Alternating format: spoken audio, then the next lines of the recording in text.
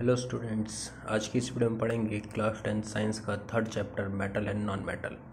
आज की इस वीडियो में हम पढ़ने वाले हैं केमिकल प्रॉपर्टी ऑफ मेटल, जैसा कि पिछली वीडियो में हमने पढ़ लिया था physical property of metal and non metal. तो आज की इस वीडियो में हम पढ़ेंगे chemical property of metal.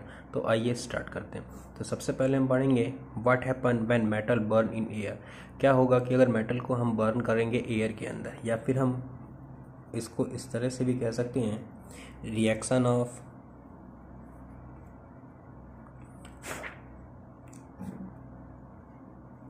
Metal with oxygen. अगर मेटल की रिएक्शन ऑक्सीजन के साथ कराएंगे तो क्या होगा। तो हमें पता है almost all metals combine with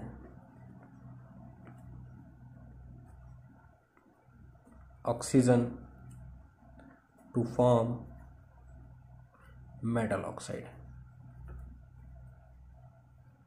कि लगभग सारे मेटल अगर ऑक्सीजन के साथ रिएक्शन कर रहे हैं तो वो मेटल ऑक्साइड का फॉर्मेशन करते हैं। तो आइए कुछ एग्जांपल के साथ देखते हैं कि मान लेते हैं कि अगर हमने कॉपर की रिएक्शन ऑक्सीजन के साथ कराई तो हमको मिलता है कॉपर ऑक्साइड। इसको अगर हम बैलेंस करेंगे तो यहाँ पे 2 आ जाएगा और यहाँ भी 2 आ जाएगा। कॉपर दो ऑक्सीजन दो। या फिर हम मैग्नीशियम की रिएक्शन ऑक्सीजन के साथ कराते हैं तो हमको मिलता है मैग्नीशियम ऑक्साइड। तो इसी तरीके से इसे ही बैलेंस करेंगे। या फिर एक और एग्जांपल देखें, एल्यूमिनियम की रिएक्शन अगर ऑक्सीजन के साथ कराते हैं तो हमको मिलता है एल्यूमिनियम ऑक्साइड Al2O3। इसको अगर हम बैलेंस करेंगे तो सबसे पहले तो हम यहाँ 2 लगा लेते हैं। ऑक्सीजन 6 हो गया, यहाँ पे 2 है, ये 3 हो जाएगा। एल्यूमिनियम 2 2 4 है तो यहाँ 4 लगा दें, बैलेंस हो गया। तो यहाँ पे एक चीज़ हमें पता चली, क्या पता चला कि अगर हम मेटल की रिएक्शन किसी भी ऑक्सीजन के साथ कराएंगे तो हमको जो प्रोडक्ट है वो मिलेगा मेटल ऑक्साइड। और एक चीज़ पिछले चैप्टर में हम पढ़ चुके हैं कि metal oxide are basic in nature. जो मेटल ऑक्साइड होते हैं उनका नेचर कैसा होता है? बेसिक होता है। Metal oxides are basic in nature. Basic in nature मतलब क्या कि अगर एसिड के साथ रिएक्शन कराएंगे, अगर मेटल ऑक्साइड की रिएक्शन बेसिक है तो अगर इसकी रिएक्शन हम एसिड के साथ कराएंगे तो जो प्रोडक्ट होगा हमारा क्या होगा? सॉल्ट और वाटर होगा। लेकिन कुछ मेटल ऑक्साइड ऐसे होते हैं जिसकी रिएक्शन हम एसिड के साथ करा लें या बेस के साथ करा लें, वो सॉल्ट और वाटर का फॉर्मेशन दोनों केस में करते हैं। तो इस तरह के मेटल ऑक्साइड को हम कहते हैं एम्फोटेरिक ऑक्साइड। तो एम्फोटेरिक ऑक्साइड क्या होता है, ये देखते हैं। Amphoteric oxide. तो एम्फोटेरिक ऑक्साइड क्या होते हैं? Those metal oxide which react with both acid and base, it gives salt and water. And this type of metal oxide are known as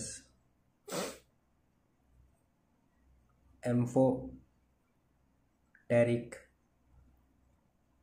oxide. और इसका एग्जांपल क्या हो सकता है?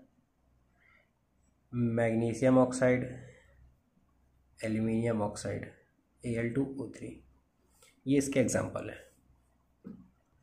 तो आइए अब ये देखते हैं कि किस प्रकार से ये एम्फोटेरिक ऑक्साइड एसिड और बेस के साथ रिएक्शन करके सॉल्ट और वाटर का फॉर्मेशन करते हैं।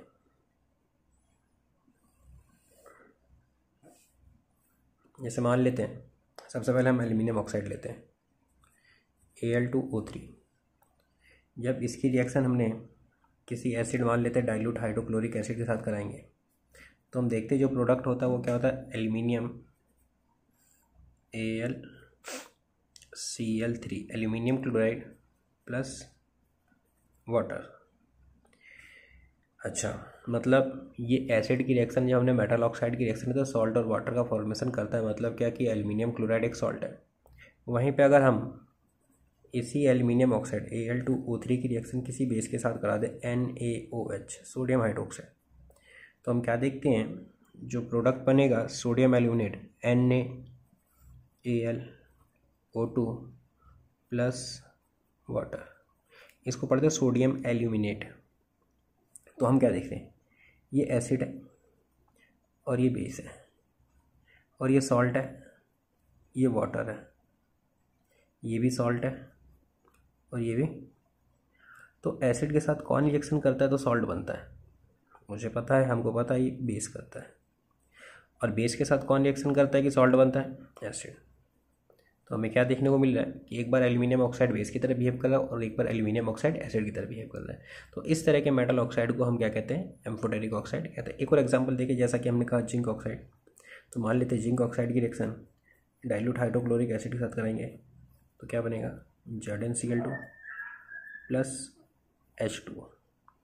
तो ये एसिड है, ये सॉल्ट है, ये वाटर है। अच्छा, वहीं दूसरा एग्जांपल जिंक ऑक्साइड की रिएक्शन मान लेते हैं सोडियम हाइड्रोक्साइड के साथ कराते हैं तो भी इस केस में क्या बनेगा, sodium aluminate Na2 sodium zincate plus water. तो ये सॉल्ट है और ये वाटर है, ये बेस है। तो ये एसिड के साथ कौन रिएक्शन करेगा, सॉल्ट बनाएगा बेस, और बेस के साथ कौन रिएक्शन करेगा, एसिड, तो ये तो सॉल्ट बनेगा। तो ये भी एक तरह का एम्फोटेरिक ऑक्साइड का एग्जांपल है, ये भी एक तरह का एम्फोटेरिक ऑक्साइड का एग्जांपल है। अब हम देखेंगे कि डिफरेंट टाइप ऑफ मेटल्स जो होते हैं वो ऑक्सीजन के साथ उनकी रिएक्टिविटी अलग अलग होती है। कोई मेटल ऑक्सीजन के साथ बहुत तेज़ी से रिएक्शन करता है, कोई मेटल बहुत स्लो करता है, कोई मेटल बिल्कुल भी नहीं करता। तो हम देखते हैं कि डिफरेंट मेटल्स हो डिफरेंट रिएक्टिविटी टुवर्ड ऑक्सीजन। जैसा कि हम देखें कि sodium and potassium react so vigorously that they catch fire if kept in open place. मतलब सोडियम और पोटेशियम वो ऑक्सीजन के साथ बहुत तेज़ी से रिएक्शन करते हैं, अभिक्रिया करते हैं। अगर उनको हम ओपन में खुले में रख दें तो भी उसके अंदर आग लग जाती है। So they are kept immersed in kerosene oil, इसीलिए उनको कैरोसिन ऑयल में इमर्स करके डुबो के रखा जाता है। Surface of magnesium, aluminium, zinc, lead are covered with a thin layer of oxide which prevent them from further oxidation। मतलब कि जब मैग्नीशियम, एल्यूमिनियम, जिंक, लेड जैसे मेटल ऑक्सीजन के साथ रिएक्शन करते हैं तो वो अपने सरफेस के ऊपर एक ऑक्साइड की लेयर चढ़ा लेते हैं, ऑक्साइड की लेयर चढ़ा लेते हैं जो लेयर फर्दर ऑक्सीडेशन, नीचे वाली लेयर को फर्दर ऑक्सीडेशन से प्रिवेंट करती है, उसे बचाती है, prevent them from the further oxidation. और वहीं पे iron does not burn on heating, iron जो है अगर उसे हम जलाएंगे तो वो नहीं जलेगा, हीट करेंगे तो जलेगा नहीं। But iron feelings burn vigorously, लेकिन आयरन फीलिंग्स जो होती है वो बहुत तेज़ी से जलता है। Copper does not burn but coated with a black copper layer, अगर हम कॉपर को जलाएंगे तो जलेगा नहीं, लेकिन उसके ऊपर एक ब्लैक कलर की लेयर आ जाती है, और वो कॉपर ऑक्साइड की लेयर भी फर्दर ऑक्सीडेशन अगले नेक्स्ट लेयर को प्रिवेंट करती है। अब हम देखें कि gold Au and silver Ag does not react with oxygen. Silver और गोल्ड ऐसे मेटल है जो कि ऑक्सीजन के साथ अभिक्रिया ही नहीं करते हैं। अब क्या होगा कि इन मेटल ऑक्साइड की रिएक्शन हम वाटर के साथ कराते हैं तो those metal oxide which are soluble in water they produce alkali. वे मेटल ऑक्साइड जो कि वाटर में सॉल्युबल होते हैं उसको हम अल्कली कहते हैं। जैसा कि पिछले चैप्टर में भी हम ये बात जान चुके हैं, जो वो मेटल ऑक्साइड जो वाटर में सॉल्युबल होते हैं या फिर वो बेस जो वाटर में सॉल्युबल होते हैं उसको हम अल्कली कहते हैं। जैसा कि हम यहाँ पे एग्जांपल देख सकते हैं कि मान लो सोडियम ऑक्साइड, एक मेटल ऑक्साइड इसे वाटर में डिसॉल्व किया तो सोडियम हाइड्रोक्साइड बना। ये कि सोडियम हाइड्रोक्साइड एक बेसिक सब्सटेंस होता है, अल्कली होता है। इसको अल्कली इसलिए कह रहे हैं क्योंकि वाटर में सॉल्युबल हो गया था, इसलिए इसको अल्कली कहेंगे। इसी प्रकार से पोटेशियम ऑक्साइड की वाटर के साथ रिएक्शन करते तो पोटेशियम हाइड्रोक्साइड बनाता है, इसे भी अल्कली कहेंगे क्योंकि ये वाटर में सॉल्युबल होता है। जैसा कि हम reaction of metal with oxygen देख चुके हैं, तो हम पढ़ेंगे reaction of metal with water कि किस प्रकार से मेटल वाटर के साथ रिएक्ट करता है। तो सबसे पहले हम ये जान लें कि जब भी हम मेटल की रिएक्शन वाटर के साथ कराएंगे तो या तो मेटल ऑक्साइड बनेगा या मेटल हाइड्रोक्साइड बनेगा। मेटल ऑक्साइड उस केस में बनेगा जिस मेटल के ऑक्साइड वाटर में सॉल्युबल नहीं होते, लेकिन जिस मेटल के ऑक्साइड वाटर में सॉल्युबल हो जाते हैं वो मेटल हाइड्रोक्साइड बनाता। आइए कुछ एग्जाम्पल के साथ समझते हैं। जैसा कि हम सोडियम की रिएक्शन अगर हम वाटर के साथ कराएंगे तो हमको पता है सोडियम हाइड्रोक्साइड बनेगा और हाइड्रोजन गैस निकलेगी और साथ ही साथ बहुत ही लार्ज अमाउंट ऑफ हीट निकलेगी, जिसकी वजह से उस सोडियम मेटल जिसके अंदर वाटर के साथ रिएक्शन उसमें आग लग जाती है। अब यहाँ पे सोडियम हाइड्रोक्साइड इसलिए बना क्योंकि जो सोडियम का ऑक्साइड होता है वो वाटर में सॉल्युबल होता है, इसलिए यहाँ पे सोडियम हाइड्रोक्साइड बना। और यहाँ पे बहुत ज़्यादा हाइड्रोजन गैस निकलती है और हीट भी निकलती है और हीट निकलने के कारण इस हाइड्रोजन गैस में आग लग जाती है। इसलिए जैसे ही हम सोडियम मेटल को वाटर में डालते हैं तो फायर कैच कर लेती है, आग लग जाती है। इसी प्रकार से हम पोटेशियम की रिएक्शन अगर वाटर के साथ कराएंगे, सेम रिएक्शन इतनी ही तेज़ी से रिएक्शन होगी तो पोटेशियम हाइड्रोक्साइड बनेगा और हाइड्रोजन गैस निकलेगी और हीट का फॉर्मेशन होगा। अगर हम कैल्शियम की रिएक्शन वाटर के साथ कराएंगे तो इस केस में भी कैल्शियम हाइड्रोक्साइड बनेगा और हाइड्रोजन गैस निकलेगी, लेकिन यहाँ पर हीट का फॉर्मेशन नहीं होगा क्योंकि कैल्शियम जो है सोडियम और पोटेशियम से लेस रिएक्टिव है, कम रिएक्टिव होता है। इसीलिए कैल्शियम जो है वाटर के साथ इसकी रिएक्टिविटी इन दोनों के कंपैरेटिवली कम है, इसलिए यहाँ पे हाइड्रोजन गैस भी कम निकलता है और हीट भी नहीं निकलती है। तो ये तो था सोडियम, पोटेशियम, कैल्शियम, ये तीनों मेटल ऐसे हैं जो कि कोल्ड वाटर के साथ रिएक्शन करते हैं।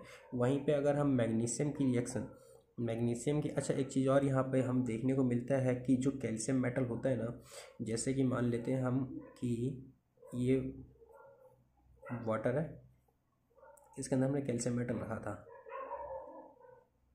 ये कैल्शियम मेटल है।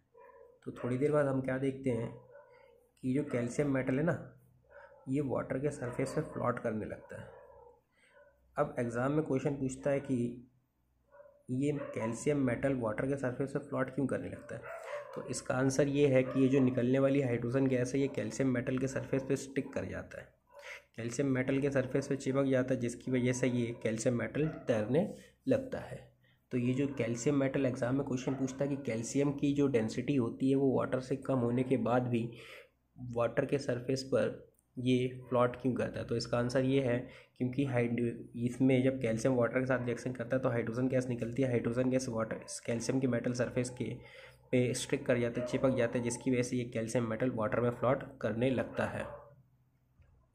अब इसी तरह हम अगर मान लेते हैं मैग्नीशियम की रिएक्शन वाटर के साथ कराते हैं तो हम क्या देखते हैं कि यहाँ पे कोई भी रिएक्शन नहीं होती है, लेकिन जैसे ही इस वाटर को हम गर्म कर देते हैं, हॉट कर देते हैं, तो यहाँ पे हमें रिएक्शन देखने को मिलती है। तो यहाँ पे क्या बना, मैग्नीशियम हाइड्रोक्साइड बनता है और हाइड्रोजन गैस इवॉल्व होती है।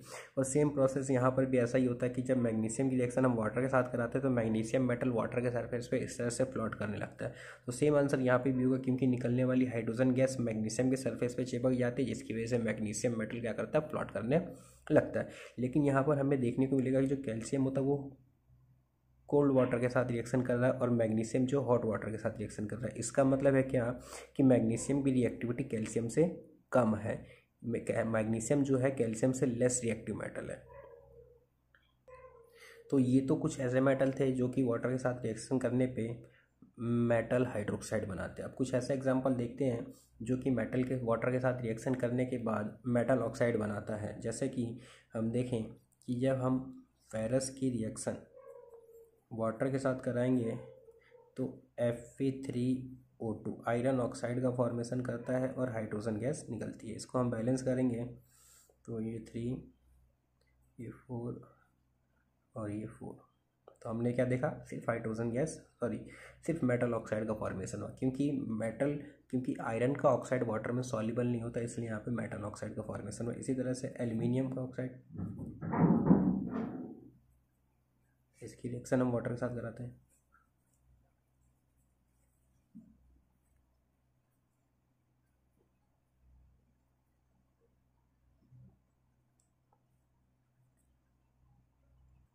तो यहाँ पर भी हमें देखने को मिला कि एल्यूमिनियम की रिएक्शन वाटर के साथ कराने पे एल्यूमिनियम ऑक्साइड और वाटर बनता है। तो इसका मतलब है क्या कि एल्यूमिनियम का ऑक्साइड भी वाटर में सॉल्युबल नहीं होता, इसलिए यहाँ पे सिर्फ मेटल ऑक्साइड का फॉर्मेशन हुआ। और एक चीज़ और हमें यहाँ पे जाननी पड़ेगी कि फेरस जो है वो वाटर के साथ रिएक्शन नहीं करता। ये जो है वाटर के वेपर फॉर्म में रिएक्शन करता है, मीन्स ये स्टीम के साथ रिएक्शन कर रहा है, स्टीम के साथ। और वहीं पे भी एल्यूमिनियम जो है ये भी स्टीम के साथ रिएक्शन करता है। तो यहाँ पर हमें एक चीज़ जानने को मिली कि डिफरेंट मेटल जिस प्रकार से ऑक्सीजन के साथ था,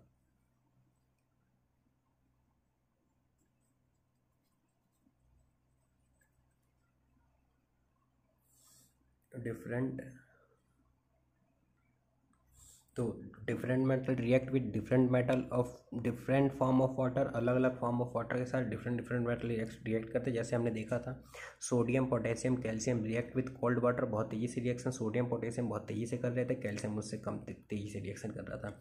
magnesium react with hot water, गर्म पानी के साथ रिएक्शन कर रहा था। वहीं पे aluminium ferrous zinc react with steam, मतलब वेपर के साथ रिएक्शन कर रहा था। और वहीं पे कुछ मेटल ऐसे होते हैं जैसे लेड हो गया, कॉपर हो गया, सिल्वर हो गया and gold do not react with water at all, किसी प्रकार के वाटर के साथ रिएक्शन नहीं करता है। तो आज की वीडियो में बस इतना ही। नेक्स्ट वीडियो में हम पढ़ेंगे reaction of metal with acid. Thank you.